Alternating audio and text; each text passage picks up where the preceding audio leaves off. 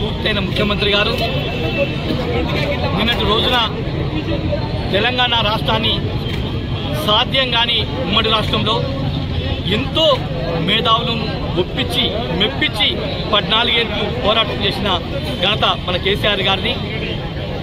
అందరినీ ఒప్పించి మెప్పించి మన తెలంగాణ సాధించుకొని తెలంగాణలో ప్రతి ఒక్క వర్గానికి ప్రతి ఒక్క మతానికి అన్ని విధాలుగా కష్టాలు తెచ్చిన గొప్ప వ్యక్తి కేసీఆర్ గారు.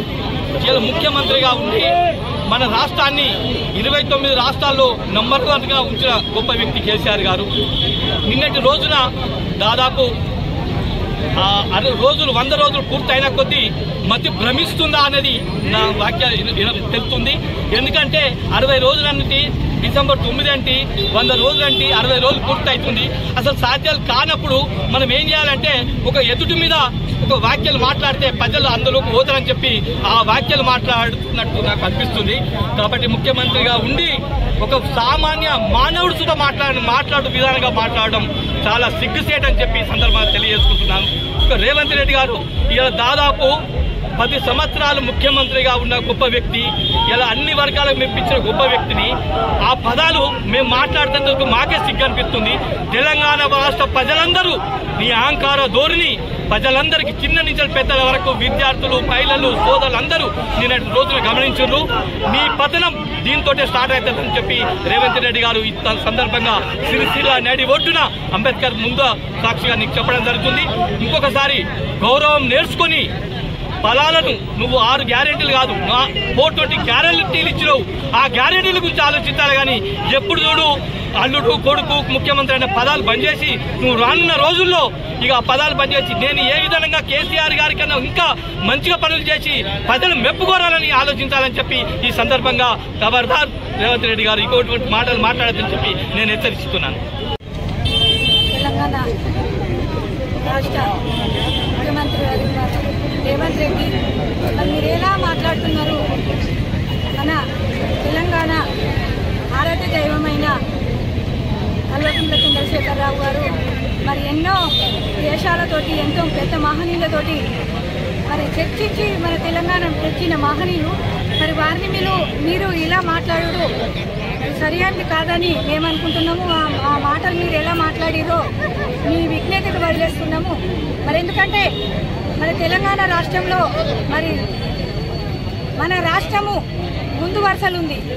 మరి కొట్లాడి తెచ్చిన తెలంగాణని మన అంబేద్కర్ అడుగుజాడల్లో మరి బడుగు బలమైన వర్గాలకు సరిసమానమైన న్యాయం చేసిన మన మాజీ ముఖ్యమంత్రి వర్యులు కల్వకుంట్ల చంద్రశేఖరరావు గారు మరి వారు ఆశయాలకు అనుగుణంగానే మీరు ఎలక్షన్ ముందు మరి 420 గ్యారంటీలు మరి ప్రజలకు తెలిసింది 6 హామీలు ఇచ్చారు. మరి 6 హామీలు 100 రోజులలో అమలు చేస్తారని చెప్పడం జరిగింది. మరి 100 రోజులు పూర్తి అవుతున్న క్రమంలో మరి మేము ఈ అమలు చేయలేకపోతున్నాము అని మీరు ఒక భయంలో పడి మరి ప్రజలు మమ్మల్ని ఎలా తరిమి కొడతారని ఒక ఆందోళనతో ఉండి మతి కోల్పోయి కూడా మీరు ఒక పెద్ద మనిషి ఒక గౌరవనీయులు అయిన వయసు పెద్ద మీ ముంగట మీరు ఎంత వారి ముంగట వారిని అలా విమర్శించి మాట్లాడుతున్నారు. ముఖ్యంగా తెలంగాణ ఆడబిడ్డలము ఈరోజు మరి మిమ్మల్ని విమర్శించి మాట్లాడితే మీరు తల ఎక్కడ పెట్టుకుంటారు? మేము అలా మాట్లాడడం మాకు తెలంగాణ ముఖ్యమంత్రి వర్యులు మాజీ ముఖ్యమంత్రి వర్యులు మాకు సంస్కారం సభ్యత నేర్పిన మరి ముఖ్యమంత్రి వర్యులు వారి అడుగుజాడల్ని కూడా మేము ఎన్నంటే ఉండి మరి రాబోయే రోజులల్లా మా బీఆర్ఎస్ పార్టీ ఎన్నంటే ఉండి కూడా మిమ్మల్ని ఎలా అయితే గద్దె దించాలని ఒక సంకల్పంతో కూడా మీరు ఇలా మాట్లాడితేనే మరి చేస్తామని ఈ మన సభలో తెలుపుకోవడం జరుగుతుంది. ఏం మాట్లాడాలో ఎలాంటి భాష ఉపయోగించాలో తెలియని నిజమైన రండ రేవంత్ రెడ్డి. ఈరోజు ఆయన ఎక్స్ ఖాతా కావచ్చు లేకపోతే ఫేస్బుక్ ఖాతా కాదు ఆర్ఆర్ అని పెట్టుకుంటున్నాడు. ఆర్ఆర్ అంటే అర్థం ఈ రాష్ట్ర ప్రజలకు అర్థమవుతుంది రండ రేవంత్ రెడ్డి అని. ఎందుకనంటే అలవి కానీ హామీలు ఇచ్చి ఆయన్నే ఒక 420 ఎమ్మెల్యేలకు డబ్బులు సంచులు ఇచ్చి బ్రోకరిజం చేసి అరెస్ట్ అయ్యి జైల్లో ఉన్నాడు. ఆయన్నే ఒక 420 హామీలు ఇచ్చిన హామీలు నెరవేర్చలేక ఇలా అసహనంతో అహంకారంతో మాట్లాడుతున్న ముఖ్యమంత్రి నిజంగా రండ. ఎందుకనంటే అసలు ఏ రాష్ట్రంలో కూడా ఇటువంటి సిగ్గుమాలిన పనికిమాలిన ముఖ్యమంత్రి ఉంటాడనేది మనం తెలంగాణ రాష్ట్రానికి వచ్చిండు సిగ్గుపడాల్సిన విషయం. రేవంత్ రెడ్డి నువ్వు ఉపయోగించే భాష కావచ్చు, నువ్వు మాట్లాడే విధానం కావచ్చు, ఇట్లనే ఉంటే భవిష్యత్తులో ప్రజల చేతిలో నీకు పరాభవం తప్పదని చెప్పేసి హెచ్చరిస్తా ఉన్నాం. ఒకప్పుడు భారతదేశాన్ని గొప్పగెళ్ళమని చెప్పేసి చెప్పుకునే మీ కాంగ్రెస్ మెడలు వంచే మీ కాంగ్రెస్ బుద్ధి చెప్పే ఇలా తెలంగాణ రాష్ట్రం తెచ్చుకున్నాం. కాంగ్రెస్ దేశంలో ఉన్న కాంగ్రెసే కేంద్రంలో ఉన్న కాంగ్రెసే ఏం బీగలేదు. నువ్వు ఈ రాష్ట్రంలో మేనేజ్ చేసి కొనుక్కొని తెచ్చుకున్న సీఎం నువ్వు. డబ్బులు సంచులిచ్చి కొనుక్కొని సీఎం అయినవు నువ్వేం బీగలేవు. ఈ రాష్ట్ర ప్రజలందరూ కూడా తెలంగాణ ప్రజలందరూ కూడా ఒక గొప్ప భావోద్వేగంగా గలవాళ్ళు. ఈ రాష్ట్ర తొలి ముఖ్యమంత్రి వర్యులు కె చంద్రశేఖరరావు గారి నాయకత్వంలో తెలంగాణ రాష్ట్రాన్ని సాధించుకున్నాం.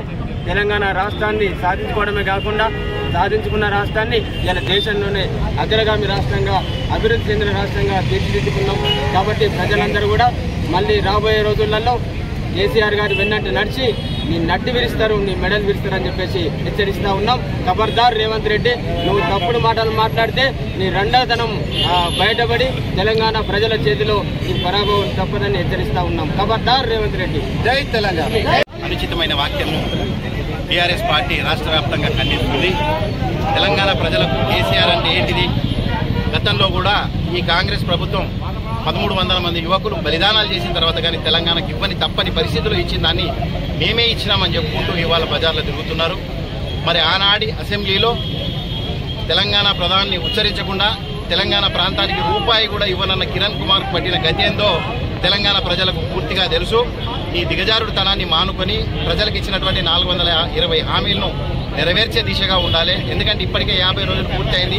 ఇక రానున్న 50 రోజులు ఎంత తొందరగా ఎలక్షన్ కోడ్ వస్తే దాని మీద దాటేయాలని ఈలోగా ఈ రకమైనటువంటి చౌకబారు విమర్శలతో, పదాలతో, మాటలతో కాలం వెళ్లబుచ్చుతున్నాడు.